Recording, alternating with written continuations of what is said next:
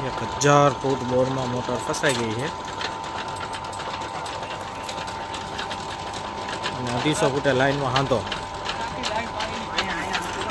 અત્યારે હાંધા પાણીથી બોલ મારેલો હોય, બોલ કાપવાની પ્રોસેસ હાલે છે.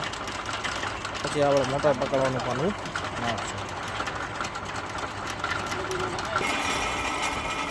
ચોટાના બોલ કપાઈ ગયા છે.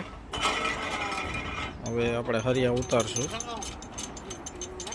અને 1000 ફૂટે જ મોટર વેડી છે. એમાં આડો બોલ મારેલો હોય નિપલ પાસે, એ પકડાવીને ઊંચા નીચે ચાલુ કરીને કાઢવાની ટ્રાય કરશું આપણે.